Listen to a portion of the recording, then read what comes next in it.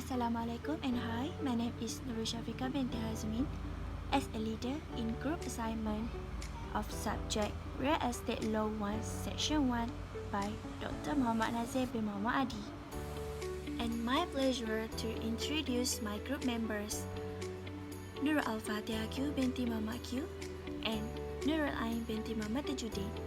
In my part, I'm going to explain the introduction of our legal essay, namely corruption in business.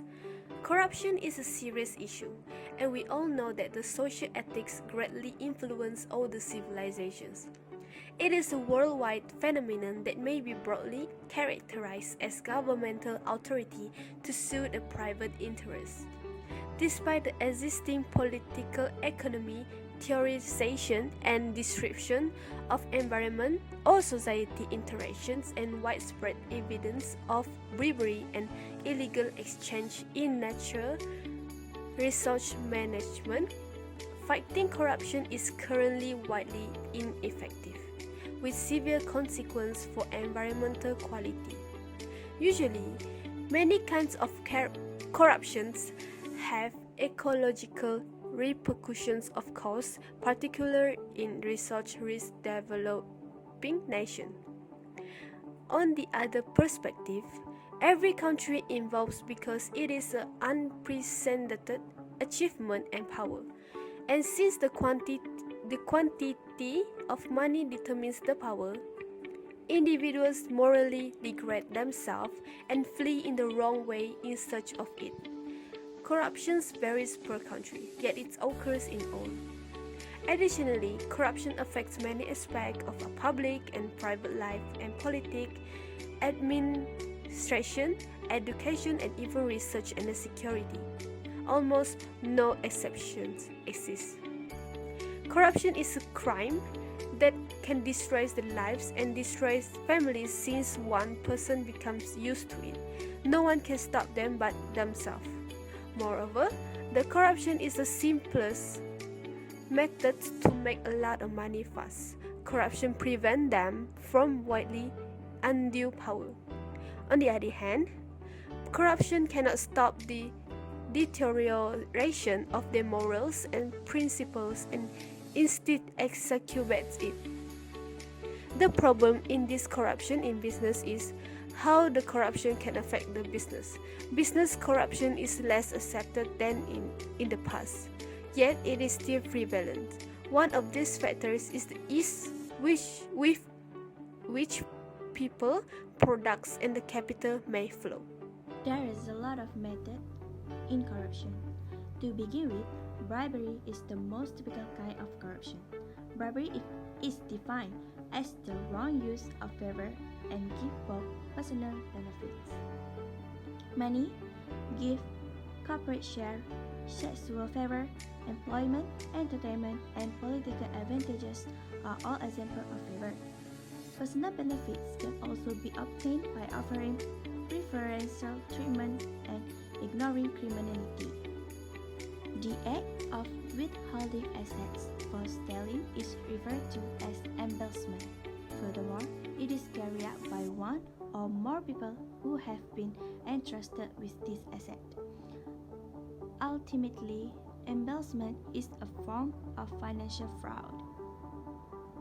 The graft is a type of corruption that occurs on a worldwide scale. It is most notable for referring to the illegal use of a political authority for personal benefits. Furthermore, misdirecting public monies for the advantage of politicians is a typical kind of corruption. Favoritism and nepotism are ancient forms of corruption that are still in use. This refers to a person favoring family and friends to work opportunities. This is unquestionably an unjust practice. This is since many qualified individuals are turned down for positions. Extortion is another common kind of corruption. It refers to unlawfully obtaining property, money, or service. Above all, this is accomplished by extortion of individuals or groups As a result, extortion is quite similar to blackmail. Another type of corruption is the abuse of discretion. In this case, a person abuses their power and authority. A court dismissing a criminal case improperly in one example. Ultimately, influence peddling is the final tactic discussed here. This related to unlawfully utilizing one influence with the government or other authorities person. It also occurs to get preferential treatment or favor. The causes of corruption in business is a desire to amass as much personal riches as possible. Frequently, it has been done at the expense of other people and even corporations. Individual gains can take the shape of money or power, particularly when bribes are given. It is also simply indicate that individuals are aware of wrong behavior yet nevertheless choose to engage in harmful behavior. Dishonest behavior in the workplace may convince a coworker to do the same. Bribery, claiming credit for work that was not complete, misusing authority to harass someone, or employing a close friend are all instances of poor behavior. If the company not provide employer training, it's more inclined to commit errors. This is due to staff member ignorance of the implication of job conduct. All employers are required by law to train their employees. Furthermore, if staff cannot detect behavior symptoms, they will not report it. As a result, corrupt action remains unreported, allowing crooks to get away with it. Furthermore, failure to disclose information might be deemed a criminal offense under legislation like a Bribery Act 2010. I'm going to explain the effects of corruption in business. Corruption in politics and economics undermines the allocation of limited government resources for the benefit of the public. Corruption has several harmful implications. When a company's resources are manipulated, the efficiency with which those resources are converted into profit declines. First, the corruption in business can harm the corporate progress. When favors and bribes are demanded in the corporate environment, or if the company has a bad reputation for corruption, people will find it more difficult to acquire investors. Corruption makes it more difficult for a company to compete. This is because when investing in a business, every investor must take certain fundamental risks. When corruption is engaged in the business, the risk is exacerbated because the business environment might change due to corrupt actions in that climate. Next, when business corruption occurs, the criminality will rise due to corruptions because government agencies that fight crime have more work on their hands. Corrupt firms may even help organize crime to some extent. Within an economic, corruption fosters other illegal actions. In third world developing countries where corruption is pervasive, the consequences may be observed worldwide. For instance, the competitiveness can occasionally overshadow the general good of society. In these cases, corruption fuels criminal enterprises, and the organizations within which a business exists is adversely affected. Last one, business corruptions can harm a company's resources. When a dishonest employee inside the corporation steals a significant amount of money and wants to cover up his crimes, the firm may swell up to its employee ranks to achieve that purpose. Dealing with embezzlement will also cost the company money. These expenditures will be passed to the customer, resulting in elevated pricing. As a result, when agents need to be paid off, customers are the ones who wind up paying for vendors' misconduct. So next, I will be presenting the bribery cases in business history, which is Tabung Haji's RM9 billion shortfall in 2017, Port Klang Free Zone PKFZ scandal in 2008, Malaysian Airlines financial scandal in 1994, and last but not least, fake halal meat scandal in 2020. To begin with is the cases of Tabung Haji's RM9 billion shortfall in 2017, Malaysian Amaya, Tabung Haji, the Islamic pilgrimage fund body that handled the annual Hajj journey for 30,000 Malaysians. Consequently, when accusation of Tabung Haji corruption surfaced, many Malaysian Muslims were outraged, fearing for their hard-earned fortune. Mujahid Usarawa, the defected Islamic Affairs Minister, criticized the matter at the time.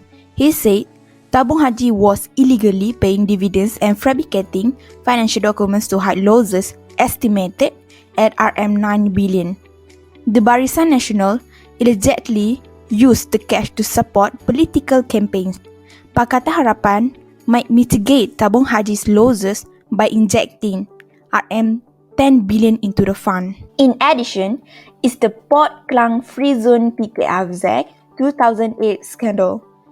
Port Klang Free Zone was created by then Transport Minister Ling Leok Sik. It connected businesses to over 120 countries and 500 ports, and its closeness to KLIA made logistics easy. What went wrong with the vast industrial complex? What didn't go wrong might be a simpler problem. The issues were increasing construction costs, double billing contractors, and extravagant land purchases. To make things worse, a PricewaterhouseCoopers Advisory Services assessment found that the PKFZ's overall cost had risen from RM1.9 billion to RM12.5 billion, owing to poor management and irresponsible judgments, including postponed interest payments.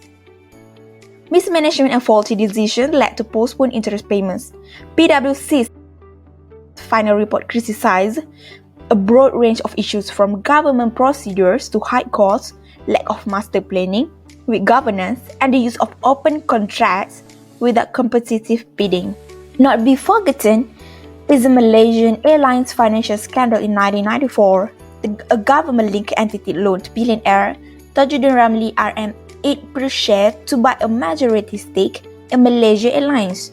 During his 7 years as Malaysia Airlines chief, various fraud claims were raised. When Tajuddin took over, the business had RM600 million in cash, but by 2001, it has lost RM9.4 billion. Despite the large loss, the government bought the airlines back from Malaysia Airlines Holding at the same price it sold, which is RM8 per share, in return for allowing the construction of Kuala Lumpur International Airport, which is KLIA. Even though Tajuddin lost a court case against Sana Harta in which he was ordered to pay over RM500 million, the firm and Tajuddin agreed with an out-of-court deal that the detractors call a bailout. Due to the scandal, the Malaysia Airlines has been in financial trouble since. And last but not least, fake halal meat scandal in 2020. A meat cartel scandal has resulted in 4 arrests, including the frozen meat importing business director. The suspects include the firm's director, operations director, one of the firm's staffers, and the director of Malaysian wholesale business. According to MACC Director Dato' Azmi looking into the situation, it is being investigated under Section 17B of the MACC 2009 Act, which carries a 5-fold fine or RM10,000 maximum sentence upon conviction. The gang was accused of using the warehouse for manufacturing counterfeit labels and stamps for non-halal meat shipments. As a conclusion, corrupt practices are some countries' deep-seated economic, political, and institutional problems and failures. This is a good outcome. The effective anti-corruption initiatives target the root causes rather than merely the symptoms. Economic, political, and institutional changes are required to address the core causes of corruption. Unless and until these basic concerns are addressed, anti-corruption enforcement measures, including monitoring organizations, a more vital police force, and more efficient law courts, will be ineffective. Remember that corruption thrives in environments of political instability, bureaucratic red tape, and inadequate legislative and judicial institutions. The most crucial lesson is that corruption and institutional defects benefits all parties involved. For example, dishonest authorities may add red tape to receive more bribes. By eliminating corruption, a country's potential to overcome other institutional issues increases, just as eliminating other institutional flaws reduces corruption. They argue that addressing institutional flaws via economic and political changes is the best way to tackle corruption. Reforms will not remove corruption. However, it will regulate and restrict its negative implications, allowing the country to continue its attempt to become a modern, industrialized nation. So then, just that from my group members and from me, thank you and have a nice day.